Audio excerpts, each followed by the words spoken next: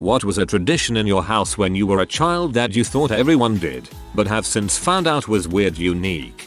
My mom throws water on our first day of school.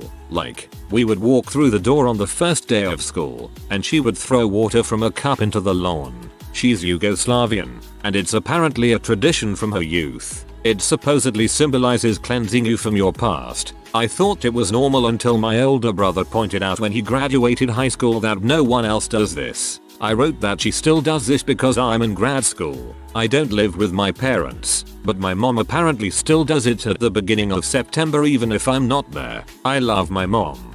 I'm a Turkish guy who lives in Australia and my mom always did this before we went away on a trip or on our first day of the school year.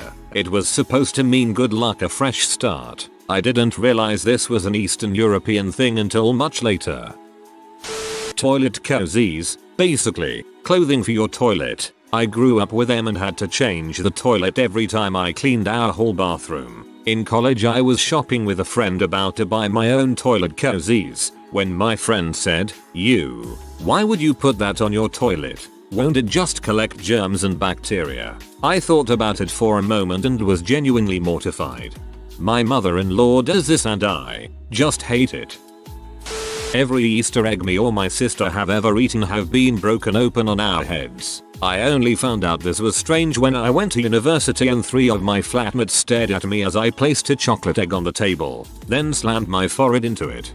Happy Easter Legroom 2368. Hope you enjoy your, oh god.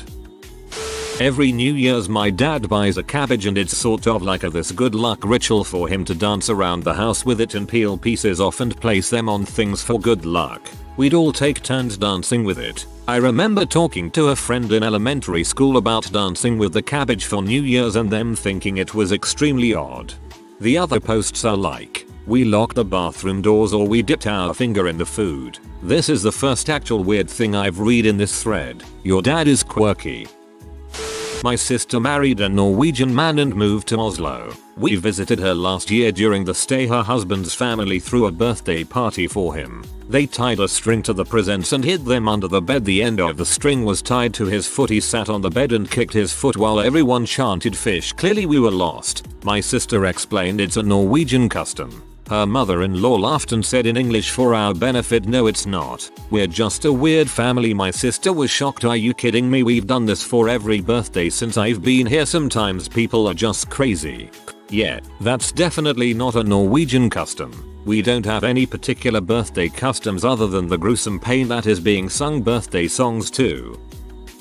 When we came home from school, my sister and I had to run a lap around our neighborhood. I had no idea other kids never did this and it exclusively was used to get my sister and I to burn energy so my mom didn't have to play with us as much outside. Joke's on her, being fit gave you 2 more energy. I'm a first generation Polish immigrant. Trying to explain to your friend you have the Christmas carp in the bath was eye-opening. We were never under the impression that others did this, but I have to share it as I think it was a wonderful thing my parents did. Imagine your younger years. Santa Claus is alive and well, and all you can think about is what toy you're getting for Christmas. My parents had a deal with Santa. He'd give us good presents, but we had to earn them even if we had been good. How did we earn them? My parents would booby trap the house. Nothing lethal or harmful, of course, but we had to make it through them without awakening our parents. We never succeeded. From tripwires to scarecrows in hallways, nuts on the floor to make you slip, doors tied together, even the circuit breakers were turned off, no lights. My parents went all out. About 2 weeks before Christmas, all the flashlights and bladed objects, scissors, pocket knives, etc., mysteriously disappeared from the house. But the best one was the one year I was in the lead. I had 3 siblings and was nearly to the den where the presents awaited. I spotted a tripwire across the doorway. Thinking myself clever, I moved in and snipped it with the scissors I had stashed earlier that month. This was a mistake. I look up just in time to see an old Halloween decoration flying straight at my face. Big, hairy spider. Oh how I screamed. To this day, my dad won't let me forget it. Woke the whole house up. My dad is rolling with laughter and I'm traumatized for life. Good times. D. This is some Home Alone level stuff. The Thanksgiving turkey box. We kids would decorate a big cardboard box, and my mom or grandmother, or the great turkey, for all I know, filled it up with little treats for the family. After dinner, everyone got their Thanksgiving gift. Usually the kids got their chocolate advent calendar and a coloring book or something similar. Adults got chocolates or a knick-knack. Never met another turkey box family. That's a new one on me, but I like it. My wife and I are likely hosting tea giving for the first time in several years. I might have to implement this. No kids coming. So many bottles of booze for everyone. Not so much a tradition, but my dad really has this thing for cayenne, and a container of it would always be on the table and he would put a little bit on almost everything. I also really like it and do the same thing, but apparently having a cayenne shaker on your table is weird. I found out when I was at a friend's and asked for it, and they were very confused and went and got it off the spice rack. Every time we had a thunderstorm, my brother and I would try to be the one to scream mine first after every thunderclap because our mother told us that the person who claimed the most thunder would win. In reality, she just wanted to make sure we weren't afraid of storms from a young age and manipulated us and our innate competitiveness to her advantage. I'm pretty sure I tried to play the game while at a friend's house and got in trouble for not using my indoor voice. This is freaking hilarious, hahaha. We also have a good luck tradition called stamping a white horse. When you see a white horse, say you're driving past a field, or you're watching Lord of the Rings and Shadowfax comes on screen, you have to make this series of hand motions like you're licking a stamp and putting it on an envelope. I have learned via Google that this tradition exists outside my family, but I've never actually met someone else who does it. What? We never put the cap back on the milk. Tasted fine. Turned out this was not a tradition. We just lost the cap a lot and it confounded my mother for ages. I thought it was tradition, so I kept throwing the cap away. LOL. That's a pretty good one.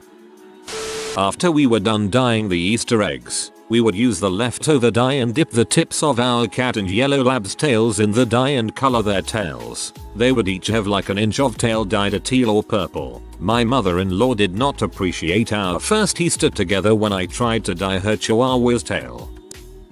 Certain meals were just understood to be exceptions to family dinners at the table. If we were having either pizza or chili, it meant you could eat when and where you wanted, even in front of the TV. I remember going to a friend's house for dinner and we all sat around the table eating pizza, and I was thinking, weird, why are we eating pizza at the table? Once a month we would have a movie night. Not just any movie night though. We would bake treats and buy stuff that went with the movie theme. Sometimes even dressed up to or decorate. Put a big blanket out on the floor with tons of pillows and binge the treats while watching the movie. We also always had family game night on Tuesdays. We switched who picked the game every week. We also kept score for the month, and whoever won the most games got a prize. Nothing huge, usually a little ribbon or button that said first place. I really want to keep the traditions going when my daughter gets a bit older and add some more of my own. Those traditions sound amazing. My dad would put peanut butter on grilled cheese. I was very surprised when I got what I considered a half-finished grilled cheese at a friend's house. That's actually a great idea. Be right back making PB grilled cheese. Nobody is allowed to say anything until they've had 10 mouthfuls. We were all horrifically hungry except for my mum, so it was her way of stopping WW3 at the dinner table each night. This is actually really smart. Eating dinner at 8 PM. Dad worked long hours and it took forever before I realized that everybody else had already eaten dinner by 5. First time I went to a friend's house for dinner after school, I wasn't even remotely hungry. I'm currently living in Europe for school and my Midwestern stomach has been seriously challenged. My host family doesn't eat dinner until 8:39 PM, which is completely normal for them. It's about 3 hours late for me. At family dinners, one person would put their finger on their nose. As people noticed, they would do it. If you were the last one, everyone would sing "Stephen is a pig." My parents did this to teach us to pay attention to everyone at the table and not just bury your face in your plate. I would go to someone's house for dinner and was shocked they didn't play the pig game. Was always super fun to have a sibling bring a new girlfriend, boyfriend, start the round, then call her a pig. Your family sounds fun. At Christmas we would leave out biscuits and milk for Santa. but we would also leave out carrots and a bucket of water for the reindeer. That night my dad would carve sleigh marks into the lawn. A difficult job because Christmas is during summer and NZ, so the lawn would be quite hard. Eat some of the carrots and dribble some chewed up carrot into the bucket of water. He'd also get some horse poo from the paddocks and toss that around for good measure. It was so much fun waking up in the morning and checking to see if the reindeer had enjoyed their snacks. And dad would complain that Santa made marks in the lawn again. We were never told that Santa came down the chimney and we just assumed he used the front door. Sometimes dad would make dirty footprints by the front door, as if Santa had walked up to the door and taken off his dirty boots before going inside. It was elaborate, but it made Christmas morning so much fun. Some people I know left out carrots and water, but no one else's dads went to so much effort. My mom used to heat up my cereal when I was a kid, so I never noticed how gross soggy cereal tasted. I'm disgusted with myself just remembering it. The smell of heated cereal is what bothers me. It's like it's already been eaten.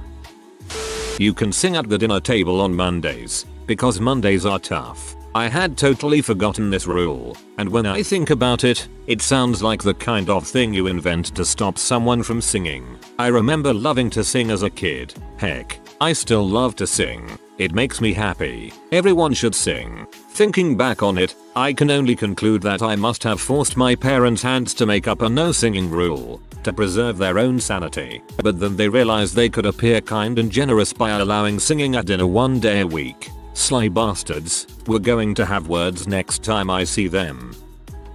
Not so much a tradition, more like a behavior, but instantly changing into pajamas or loungewear as soon as we get home.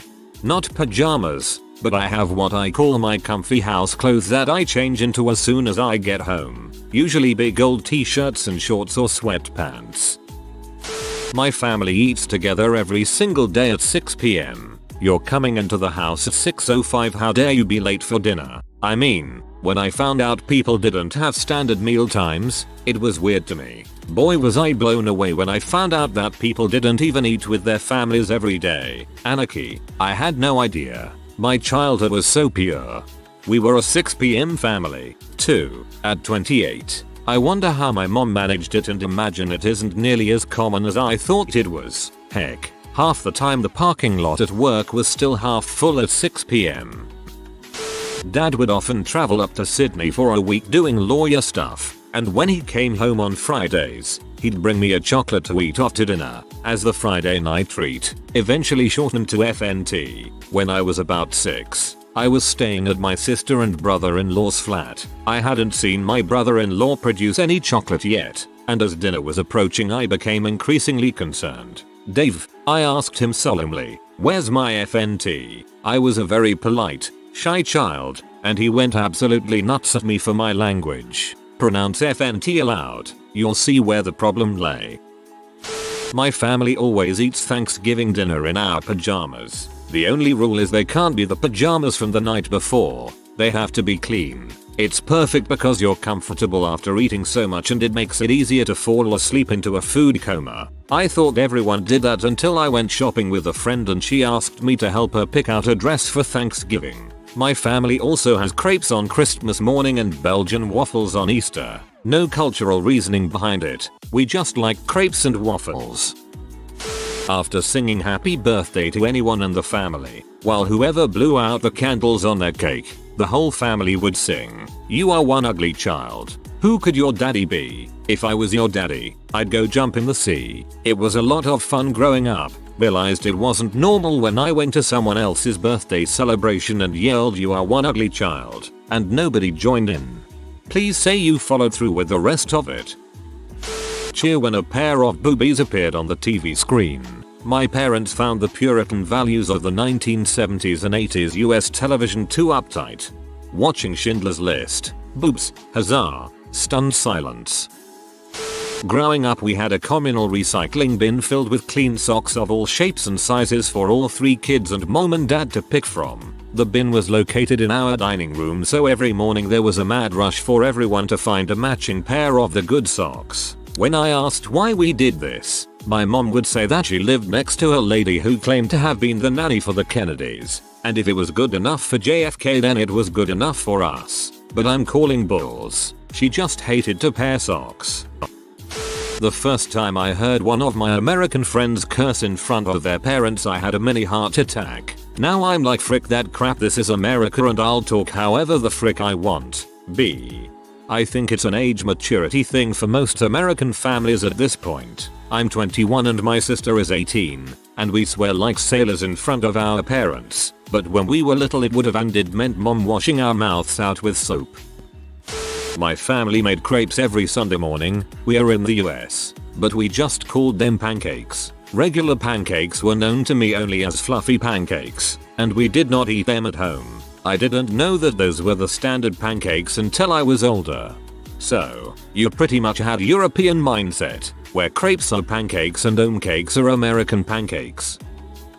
My dad kept enough food in the house for us to survive for years. We had literal grocery store shelves in the basement. In short, he was a food hoarder. He'd grown up in and spent most of his life in a house with about 10 people and frequent guests, and never changed his shopping habits when it was just him, me and my mom. So when we ran out of, say, cereal or spaghetti, I would just go downstairs and get some more. It wasn't until college and we're out of peanut butter actually meant we're out of peanut butter, and we even had supplies for special occasions. So on someone's birthday or special occasion you didn't have to go buy it special. You'd just go up to the bookshelf full of cake and brownie mix to pick one out. Guests and even family members would always be amazed, and honestly I learned early on it was weird because people would laugh and make jokes about that movie Blast from the Past or say he was preparing for Y2K or later on, the zombie apocalypse. Honestly I feel like it didn't take me long to realize this was weird,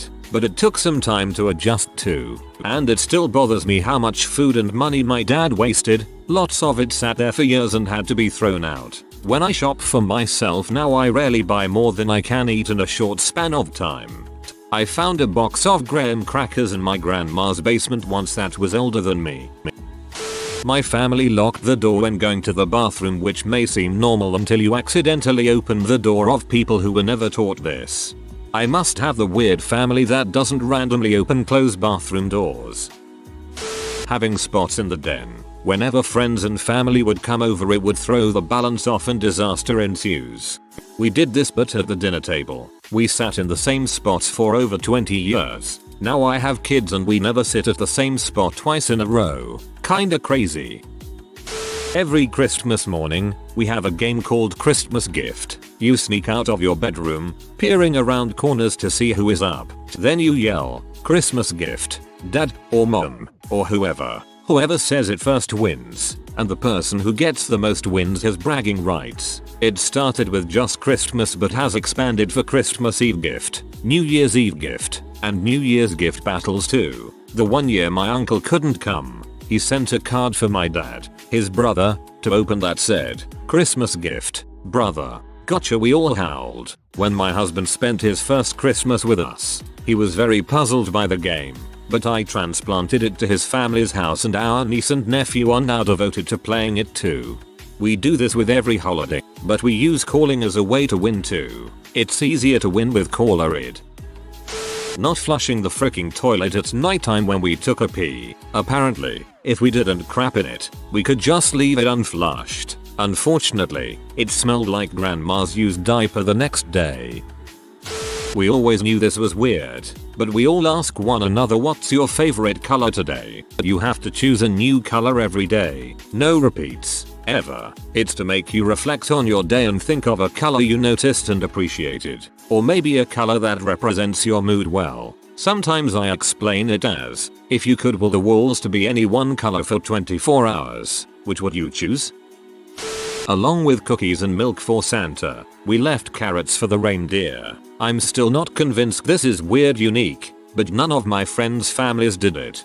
Hooray, I've never met anybody else that did reindeer carrots. In the morning there would always be a tiny stub of carrot left on the plate. Getting older I really felt sorry for my uncle having to snack on carrots, cookies and warm milk all in one sitting. My mom always made bread from scratch with a bread machine. None of my lunches for school ever had store-bought bread. It wasn't until I was in high school that I realized most families don't have a bread machine, or even know that they exist.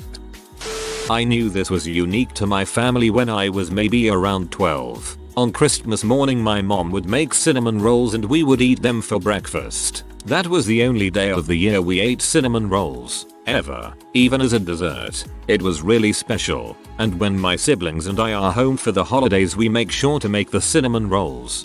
What? We still do this. Mom makes cinnamon rolls and a breakfast casserole. But only on Christmas. I never thought of it as weird but maybe it is. Haha.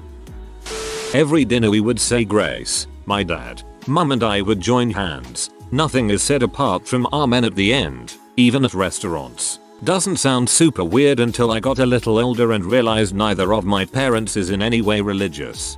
In my family we make sure everyone has their food, whether at a restaurant or their plate at home first. Once everyone has food, we look around somewhat making contact and just all say the word grace. I think it started more as a politeness thing to ensure everyone ate at the same time as we're not religious, but I really like it.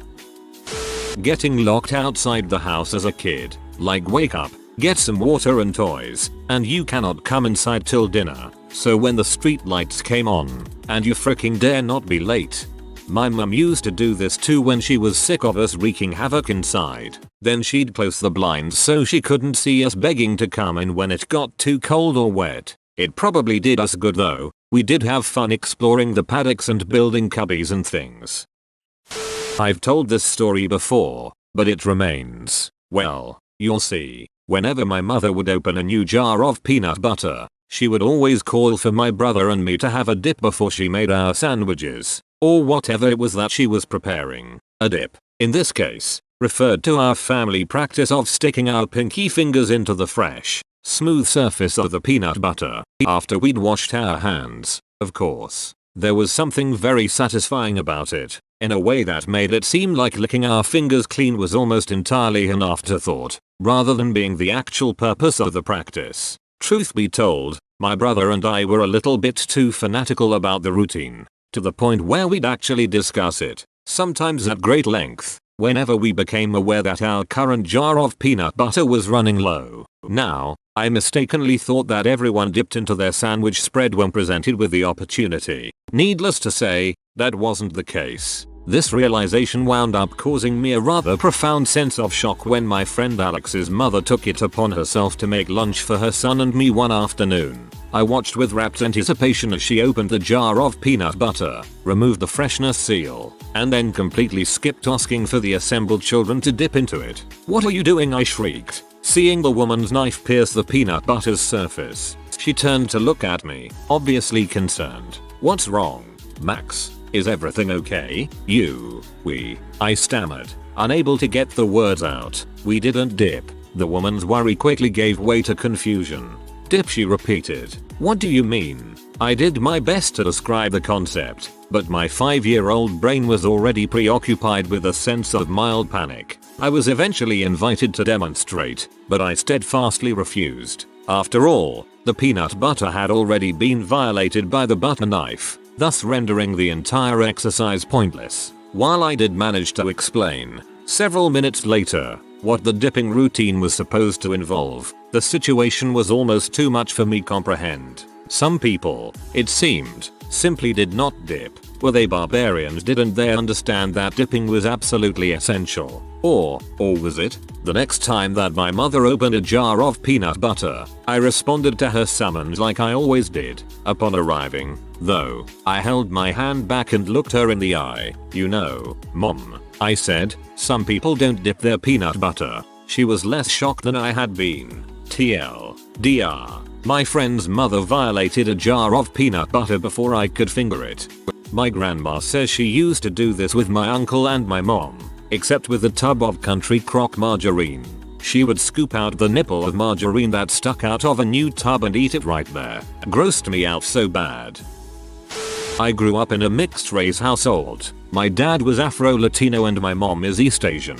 Food was often different for us and we would mix different cultural foods together, especially around the holidays. I didn't learn that normal people didn't have a turkey, sushi, cornbread, greens and empanadas at Thanksgiving until my teens. I now celebrate a more traditional Thanksgiving most of the time, but I can't help but miss my eclectic mix. Your Thanksgiving sounds delicious. I want sushi and empanadas at my Thanksgiving. My mom and her sisters love entertaining. They are all wonderful cooks and love making elaborate feasts for family gatherings at their respective homes. These are not potluck affairs, unless they specifically asked you to bring something, like beer, ice, or a salad. It would almost be offensive to show up with a casserole. They kind of turn up their nose at potlucks, and thus I have grown up completely grossed out by the idea of a potluck meal. The first time my husband, boyfriend at the time, came to a family party, his mother insisted he bring something. He shows up at my house with banana bread and I was so confused. He says his mom said it would be rude to not bring something. I insist that it is beyond unnecessary and do not permit him to bring the banana bread inside the party. I'm still sure he was pretty taken aback at my horrified response to his kind gesture, albeit really his mom's gesture. Fast forward a few years and we get married. I have received an email from his relatives instructing me what to bring to every single family event since everything is a potluck in his family, and they feel the need to tell me what to bring rather than their actual relative, my husband. For some reason his divorced sister has never been required to bring anything, though. If you are new to the channel, you can subscribe. I publish new videos every day. Until then, check another video.